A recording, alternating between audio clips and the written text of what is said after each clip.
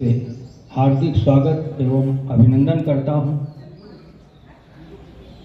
इसमें बैनर में हास्य परिहास कार्यक्रम भी लिखा है, तो हास्य परिहास जो है वो आप सभी लोगों को करना है।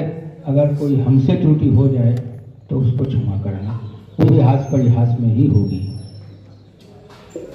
संघ की दृष्टि से ये होली मिलन कार्यक्रम रखा गया है, इसीलिए सर्वप्रथम राष्ट्र को ध्यान में रखते हुए एक बार सभी लोग जोर से भारत माता की, भारत माता की, वंदे वंदे।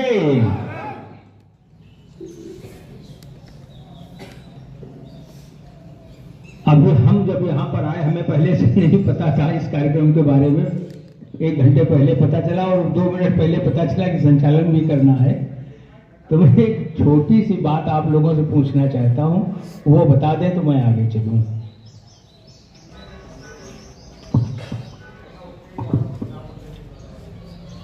संबत सुना रहे थे पंडित श्री श्याम सुंदर शुक्ल जी, और होली के बाद संबत सुनना बड़ा शुभ माना जाता है, बड़ा अच्छा होता है। वर्ष भर की सब जानकारियां होती हैं। कृपया कोई एक व्यक्ति ऐसा है जो हाथ उठा के ये बता दे, पूरे संबत जो उन्होंने सुनाया उसमें कुछ भी ध्यान है आपको? जो जितना भी उन्होंने बताया अपनी राशि के ही बारे में हमें बता दीजिए कि आपको वो क्या बता गए। चलिए, 2 लोगों को ध्यान है केवल। ये मैंने इसलिए कहा कि संबत सुनाते समय मुझे मेरे दिमाग में एक बात आ गई कि आजकल कथा भागवत बड़ी चरम उस पर चल रही है। जहां देखिए वहां पांडाल लगा हुआ है, भागवत है, कथा है, फलाने शास्त्री आ रहे हैं, वो आचार्य आ रहे हैं, ये आचार्य आ रहे हैं, और तमाम बातें वो बता करके जाते हैं। हमारे यहाँ होली में तो इतने ज्यादा कार्यक्रम होते हैं कि 20-25 वर्ष से लगातार वो ज्ञान बांट रहे हैं, शिक्षा दे रहे हैं। लेकिन अभी मुझे कोई ऐसा मिला नहीं, एक आध ऐसे जैसे आज 2 लोगों ने हाथ उठाया कि हमें ध्यान है। शायद उस पर किसी ने विचार किया हो, या कथा सुनने के बाद घर जाते जाते उसे ध्यान रह गया हो कि आज की कथा का विषय क्या है, आज वो महंत जी जो बोल रहे थे वो क्या बोल रहे थे। इसीलिए मैंने संबत को इससे जोड़ा है कि जब कभी भी जहां कहीं भी ऐसे कार्यक्रम हो, तो जो आप सुनने आए हैं, संबत सुनने आए हैं, तो संबत पर पूरा ध्यान दीजिए। कथा सुनने आए हैं तो कथा पे पूरा ध्यान दीजिए। भारतवर्ष पर्वों का देश है। इस देश में जितने त्योहार होते हैं, विश्व के किसी भी देश में इतने त्योहार नहीं होते हैं। कुछ देश तो ऐसे हैं जहां केवल एक आध, और त्योहार के नाम पर वो बहाना ढूंढते हैं कि हम कैसे त्योहार मनाएं। कहीं किसी महापुरुष ने जन्म ले लिया तो उसका जन्मदिन मनाने पे ही त्योहार मना रहे हैं। उसको इतनी तेजी से मनाते हैं कि पूरे विश्व में उसका हो हल्ला कर देते हैं। जैसे एक अपने यहाँ भी आता है, 25 दिसंबर को बड़ा दिन कह दिया गया। पता नहीं 25 दिसंबर कितना बड़ा दिन होता है, कोई पैमाना हमने तो देखा नहीं। केवल वो प्रभु ईसा मसीह को लेकर के ही वो अंग्रेजों ने बड़ा दिन कह दिया, तो अब भारतवर्ष में भी बड़ा दिन कहने लगे।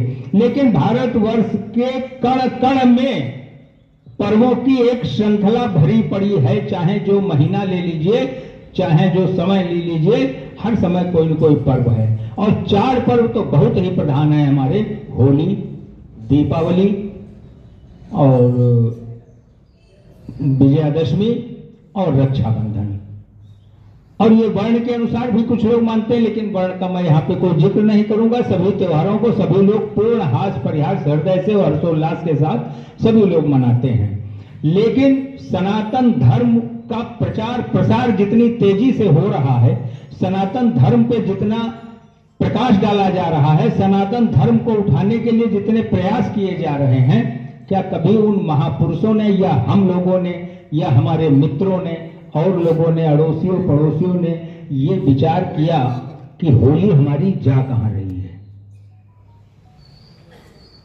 मेरा अपना अनुभव है, 17-18 साल की उम्र में इसी माहौली में, 15-16 ही मान लीजिए, 17-18 ज्यादा बोल गया मैं, 14-15 साल की उम्र में इसी माहौली में कितनी जगह होली जलती थी, कितनी जगह पर रंगों की अलग अलग भीड़ लगती थी, कितनी जगह कहीं निकले तो कहीं ये धमाक जैसी कहां से चली आ रही, कहीं ये महसुनियागंज वाले आ रहे हैं होली, ये कहां से आ रहे हैं, कहीं ये मिल कॉलोनी वाली आ रही है, ये कहां से आ रही है, ये प्रेम नगर वाली आ रही है, ये कहां से आ रही है, ये भट्टा मोहल्ला वाली आ रही है। और हर भीड़ में 200, 150, 200, 250 आदमी हुआ करता था। तब जनसंख्या इससे आधी ही थी होली की, आज तो 2 गुनी है जनसंख्या। पहले तो देखते हैं कि अशोक वाजपेयी जी आ रहे हैं, फिर विचार करते हैं क्या रंग लगाएं कि ना लगाएं। उन्होंने तो देखा ही नहीं हमारी तरफ, हम क्यों जाए रंग लगाने। अरे उल्लास का त्योहार है, अशोक वाजपेयी जी आ रहे हो, चाहे अशोक तिवारी जी आ रहे हो, चाहे राजेश तिवारी जी आ रहा हो, कोई भी आ रहा हो, हर्षोल्लास के साथ रंग लीजिए, हाथ में रंग लगाइए। ये सब बंद हो गया। मिलन, पहले हम लोग क्या करते थे, एक ग्रुप बना लेते थे 8-10 लोगों का, कहीं चलो अब होली मिलने चला जाएगा। 2 बजे तक होली होती थी, खूब रंग खेला जाता था, खूब तमाम कार्यक्रम होते थे इधर उधर। और उसके बाद में सब ग्रुप बना करके निकलते थे, तो शायद रात में 11 बजे 12 बजे लौटते थे होली मिल के। और कहां कहां तक जाते थे, भट्टा मोहल्ला से निकलते थे तो मासूनियागंज तक जाते थे। मुझे आज भी वो मकान याद है जिन मकानों में मैं होली मिलने गया हूं, होली वाले दिन ही बिल्कुल कॉर्नर पे जो मकान मेरी समझ से राइफल सिंह जी का है, वहां तक हम लोग पैदल होली मिलने जाते थे। और एक एक व्यक्ति जो भी रास्ते मिल गया, पैर छूने वाला हुआ तो पैर छुए, आशीर्वाद लिया, उसका प्रणाम किया, गले मिले, ये सब करते हुए जाते थे। क्या आपने ये कल्पना की आज सड़कों पे ये कुछ दिखाई पड़ रहा है, मोहल्ले में कुछ दिखाई पड़ रहा है, मोहल्ले में कहीं लगता है होली है? फॉर्मेलिटी अदा कर रहे हैं, औपचारिकता निभा रहे हैं और सनातन धर्म का झंडा भी ऊंचा कर रहे हैं। अरे होली चली जाएगी, दिवाली चली जाएगी, रक्षाबंधन खत्म हो जाएगा, विजयादशमी चली जाएगी, फिर सनातन धर्म को लेकर के कहां खड़े होगे जाकर के? वहीं जहां बर्बरता है उसी तरफ जाना चाहते हो। तो आज मैं बहुत कुछ नहीं बोलूंगा, हमसे ज्यादा विद्वान लोग यहां बैठे हैं, हमसे बड़े भी हैं, त्रुटिवश कुछ गलत निकल जाए तो उसे क्षमा करना। तो आज मैं एक छोटा सा निवेदन इतना ही करूंगा कि सभी लोग दीर्घायु हों और आने वाले समय में अब की जब होली आवे, दिवाली आवे, तो एक प्रयास ये जरूर करें कि होली जहां लगती है वहां पर भी भीड़ भाड़ हो, वहां पर भी हम लोग पहुंचे। और ये मत सोचना कि वहां अगर चलेंगे तो वहां दरोहा खड़े होंगे, शराब पीने वाले खड़े होंगे, वो अपने आप हट जाएंगे जब आप लोग पहुंचेंगे। जब आप लोग कोई जाएंगे ही नहीं, घर से ही नहीं निकलेंगे, होली तापने के लिए जाने में डर लगता है, पता नहीं क्यों, चुपचाप अपने आप जा रहे हैं, 2 लोग मिले ऐसे करके। अरे ऐसे तो वहां उधर भी नहीं जाया जाता है। हर्षोल्लास के साथ होली गाते हुए होली तापने जाना चाहिए। वाजपेयी जी गलत तो नहीं कह रहा हूं। होली आग लगने से पहले होली गीत होते हैं, फाग होता है, ढोल मजीरे बजते हैं। चलो नहीं ढोल मजीरा बजाने वाला है कोई तो कम से कम डीजे तो ही है, वो तो बज ही रहा है। अब वो बज रहा है और आप पहुंच नहीं रहे हैं, तो जो आपके परिवार के और अन्य परिवारों के जो पहुंच रहे हैं यंग ब्लड वाले, वो फिर वही करेंगे जो आप नहीं चाहते हैं। इसलिए वहां पहुंचना जरूरी है, उनको एक मार्गदर्शन देना जरूरी है। हम लोग जाते थे, छोटे छोटे हम लोग जाते थे, हमारे पिताजी वगैरह जाते थे, और मोहल्ले के मतलब वृद्ध पुरुष जो सम्मान करने योग्य होते थे वो लोग जाते थे, उनके पैर छूते थे, उनके सामने बहुत सावधानी के साथ बैठ करके सब कार्यक्रम होता था। फिर होली में आग लगती थी, फिर खूब गाना बजाना होता था, और उसके बाद सुबह रंग की तैयारी होती थी, तब रंग खेलते थे। रंग खेलने के लिए ग्रुप बना के निकलिए, एक बार प्रयास तो करिए। हमारे व्यापार मंडल अध्यक्ष कुछ न करें तो कम से कम 4 व्यापारी ही इकट्ठा करके रंग खेल लें, यहां से वहां तक। शायद याद होगा, ये छोटे ही थे उस समय, जब बरगद के नीचे की होली बड़ी मशहूर थी, यहां से लेके बड़ा गांव चौराहे तक बड़ी भीड़ भाड़ होती थी।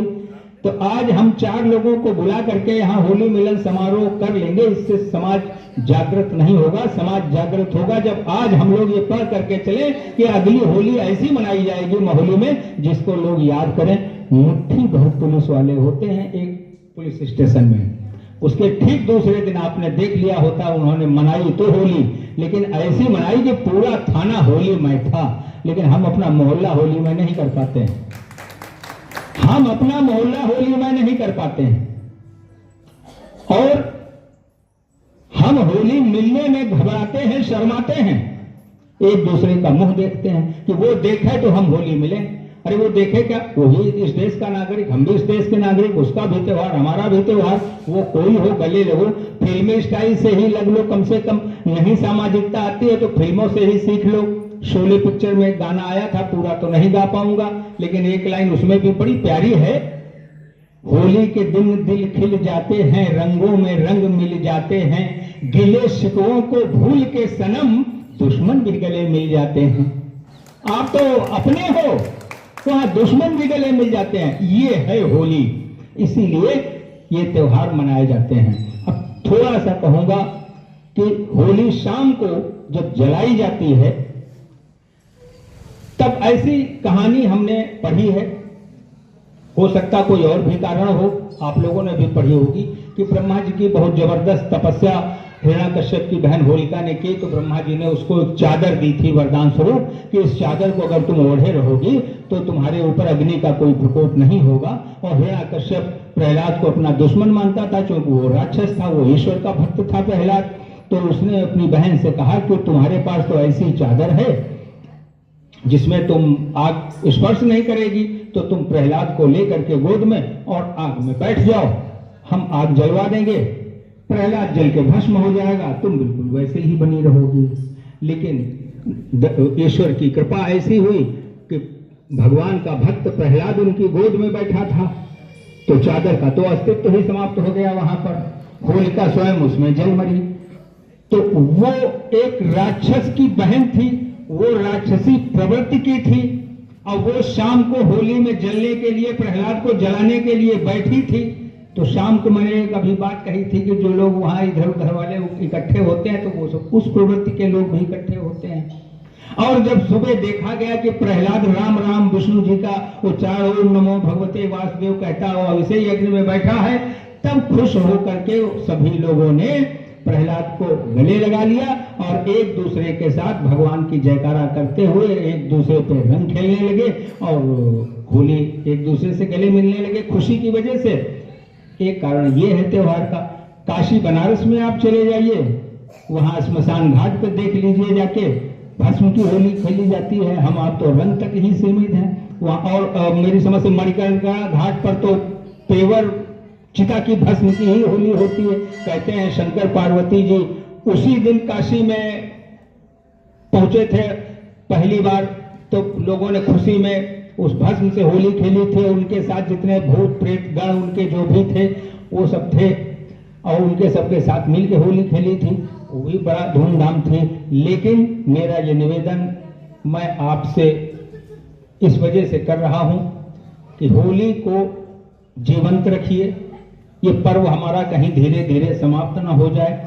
परिवार में जिस चीज से हम लोग निगाहें फेर लेते हैं वो चीज खत्म हो जाती है, परिवार के सदस्य से जिससे निगाहें फेर लेते हैं उसका अस्तित्व समाप्त हो जाता है। अपने इस पर्व से अगर हम निगाहें फेरेंगे, इससे दूरी बनाएंगे तो धीरे धीरे ये पर्व समाप्त हो जाएगा और लोगों को फिर और भी मजा आएगा।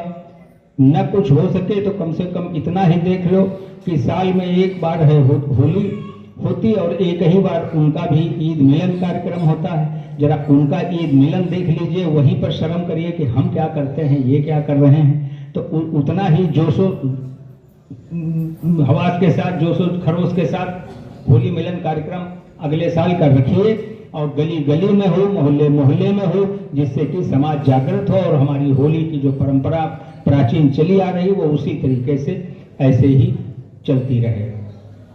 ये मेरा विशेष निवेदन है आज के दिन। मैं चाहता था कहीं कोई ऐसा मंच मिल जाए जो मैं ये बात कह सकूं। हालांकि इस बात पे अफसोस सबको हुआ होगा, ये बात बुरी किसी को नहीं लगी होगी, ये मेरी अंतरात्मा कह रही है कि ऐसा होना चाहिए और इसके लिए आप लोग अगर प्रयास करेंगे तो मैं आपका जीवन भर आभारी रहूंगा।